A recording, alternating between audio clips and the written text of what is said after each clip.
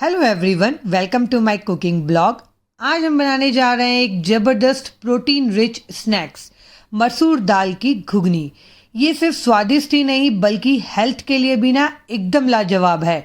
ये बिहार और बंगाल की ना एक मशहूर रेसिपी है जो ब्रेकफास्ट या इवनिंग के स्नैक्स के लिए ना एकदम परफेक्ट है। और जो मसूर दाल होती है ना वो प्रोटीन रिच होती है, इसमें फाइबर होता है जो डाइजेशन के लिए भी ना बहुत ही बढ़िया होता है। आइए चलिए इसे बनाते हैं। 2 चम्मच मैंने यहाँ पे इमली लिया है जिसे गर्म पानी में भिंगा के हम रख देंगे ताकि अच्छे से भींग जाए। अब यहाँ पे देखिए 1 कप के करीब मैंने मसूर दाल लिया था जिसे मैंने ना 4 से 5 घंटे के लिए भिंगा दिया था। आप देख सकते हैं ये अच्छे से भींग गई है। अगर आपको सुबह मॉर्निंग में बनाना है ना तो रात में आप दाल भिंगा के रख सकते हैं। अब इसे एक बार वॉश करके ना हम इसे ट्रांसफ़र कर लेंगे एक पैन में और इसमें डाल देंगे पानी और इसमें डाल देंगे 2 चम्मच के करीब नमक। छोटे चम्मच है इसीलिए 2 चम्मच डाला है मैंने और इसे बॉईल करना है 4 से 5 मिनट के लिए, बस उससे ज़्यादा इसे बॉईल नहीं करना है। जब तक कि ये बॉईल हो रहा है हम इधर अपने कुछ चॉपिंग कर लेते हैं। इधर मैंने 2 मीडियम साइज़ के प्याज लिए हैं जिसे मैं बारीक बारीक कट कर रही हूँ। प्याज की क्वान्टिटी ना अगर आपको ज़्यादा पसंद है तो इसमें ज़्यादा भी कर सकते हैं, कोई प्रॉब्लम नहीं होगी। अब मैंने यहाँ पे 2 मीडियम साइज़ का टमाटर लिया है। ये हाइब्रिड वाले टमाटर है जो ज़्यादा खट्टे नहीं होते, वो वाले टमाटर लिया है मैंने। और इसे भी हम क्या करेंगे ना बारीक बारीक चॉप कर लेंगे। अगर आप खट्टे वाले टमाटर ले रहे हैं ना तो यहाँ पे 1 बड़ा साइज़ का टमाटर लीजिएगा, उससे भी ये अच्छा हो जाएगा। अब यहाँ पे मैंने हरा धनिया लिया था, उसे बारीक बारीक चॉप कर लिया है, उसका डंठल पार्ट भी चॉप किया है। 2 हरी मिर्च और 5 से 6 करी पत्तियाँ लिया है मैंने। अब देखिए इस तरफ मसूर भी जो है ना हमारा अच्छे से बॉईल हो गया है। मैं आपको दिखा रही हूँ, देखिए दबा के ये अच्छे से सॉफ्ट हो गया है पर बिल्कुल खड़ा खड़ा है, गला नहीं है एकदम।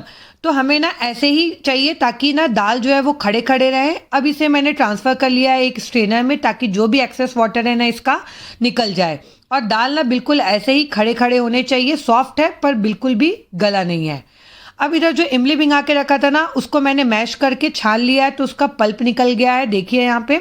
अब इस पल्प को हम ट्रांसफ़र कर देंगे मिक्सी के जार में। इसमें 7 से 8 मिंट लीव लिया है मैंने, थोड़ा सा हरा धनिया लिया है, आधा चम्मच के करीब जीरा पाउडर लिया है, आधा चम्मच नमक लिया है।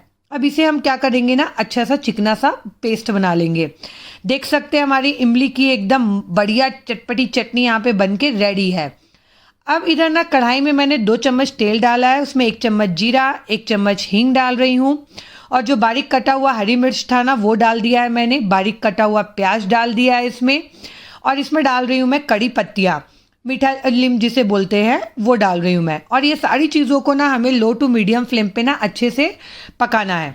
यहाँ पे प्याज को ना एकदम ब्राउन होते तक के नहीं भुनना है, हमें इतना भुनना है कि ना प्याज अच्छा सा नरम हो जाए। आप देख सकते हैं यहाँ पे प्याज हमारा अच्छे से नरम हो गया। अब इसमें मैं डाल दूंगी धनिए का जो डंठल वाला पार्ट है ना जो काट के रखा था वो, इससे ना टेस्ट बहुत ही बढ़िया आता है, आप जरूर से डालिएगा ये। और इसे ना अब मिला लेंगे एक बार। अब डाल देंगे बारीक कटा हुआ टमाटर। टमाटर डालने के बाद ना हम क्या करेंगे, अब टमाटर को ना अच्छे से हमें पकाना है ताकि टमाटर अच्छे से जो है ना वो गल जाए। तो उसके लिए मैं डाल रही हूँ यहाँ पे 1 चम्मच नमक ताकि टमाटर हमारा अच्छे से गल जाए। आधा चम्मच के करीब हल्दी पाउडर डाला है, 1 चम्मच कश्मीरी लाल मिर्च पाउडर और आधा चम्मच ही मैंने यहाँ पे धनिया पाउडर डाला है। ये अभी डाल देने से क्या होगा ना धनिया जो पाउडर है ना वो अच्छे से हमारा भुन भी जाएगा। तो एक बार सारी चीज़ों को अच्छे से हमें मिक्स कर लेना है और यहाँ पे हमें इसे अच्छे से कुक होने देना है ताकि टमाटर जो है ना वो अच्छे से गल जाए। अब थोड़ी देर बाद देखेंगे ना टमाटर अच्छे से गल चुका है, यहाँ पे देख सकते हैं आप, और थोड़ा थोड़ा ये ऑयल भी रिलीज़ कर रहा है। बस इतना ही पन हमें इसे पकाना है। अब इस स्टेज में हम डाल देंगे बॉईल किया हुआ मसूर का दाल। मसूर दाल डालने के बाद ना इसे अच्छे से मिक्स करना है। तो यहाँ पे ध्यान रखिएगा कि मिक्स करते समय ना बहुत ज़्यादा इसे प्रेशर लगा के मिक्स मत करिएगा वरना दाल जो है ना यहाँ पे पूरे मैसी से हो जाएंगे और वो बिल्कुल अच्छा नहीं लगेगा। इसीलिए बहुत ज़रूरी है जब दाल को आप बॉईल करें ना तो ऐसा बॉईल होना चाहिए कि खड़े खड़े रहें पर वो सॉफ्ट भी हो जाए। तो इसीलिए मैंने कुकर में बॉईल नहीं किया था। अब इसमें डाल देंगे 1 चम्मच आमचूर पाउडर और इसमें डाल देंगे 3 से 4 चम्मच के करीब जो इमली वाला चटनी हमने पीसा था ना वो।